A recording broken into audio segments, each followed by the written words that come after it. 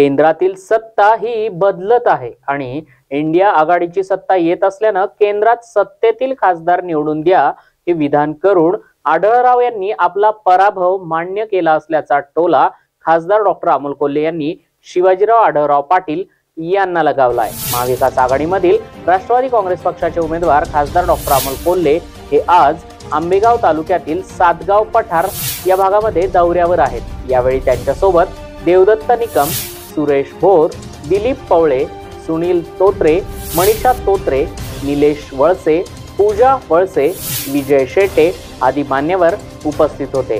2024 ची निवडणूक ही देशाची निवडणूक आहे।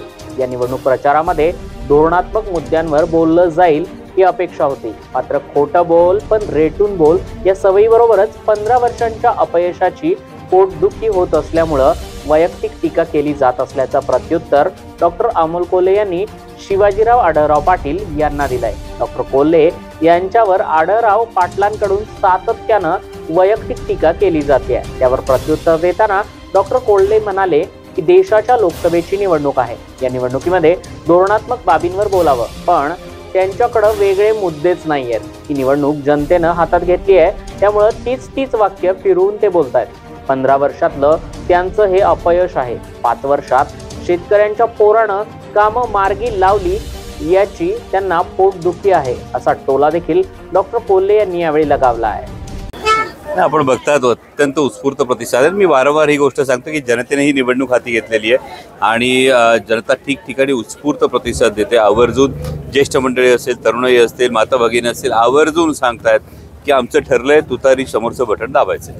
खरं तर एकीकडे आपण पाहतो की हा जो प्रचार आहे शिगेल लागलाय, मात्र आढळरावांनी आज स्टेटमेंट केलंय की 5 वर्षात कुठल्या प्रकारचा निधी या ठिकाणी आला नाही, त्यामुळे मतदारसंघाचं वाटोळ झालंय। कसं आहे की एक खोटं बोल पण रेटून बोल अशा पद्धतीचं एक सातत्यानं मला वाटलं होतं की गेल्या 15 दिवसांमध्ये काहीतरी एखादा विषय बदलेल, परंतु 30 वाक्य फिरून हे करून वेगळे मुद्देच नाही आहेत। मला असं वाटतं की देशाच्या लोकसभेची निवडणूक आहे आणि लोकसभेची निवडणूक असताना आपण धोरणात्मक बाबींवर चर्चा केली पाहिजे।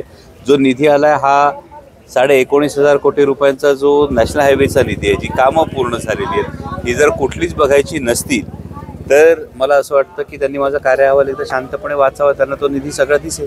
5 वर्षामध्ये जे प्रकल्प आहेत, म्हणजे पुणे नाशिक जो रस्ता आहे, चाकणची वाहतूक कोंडी आहे, पुणे नाशिक महामार्गाची वाहतूक कोंडी आहे, सगळे प्रकल्प तसेच राहिले असे कुठेतरी आरोप आढळरावांनी केले। नॅशनल हायवेच्या माध्यमातून याची निविदा प्रक्रिया झालेली आहे, ही निविदा प्रक्रिया सुरू आहे, आचारसंहितेमुळे ती थांबलेली आहे, हे सगळेजण जाणतात।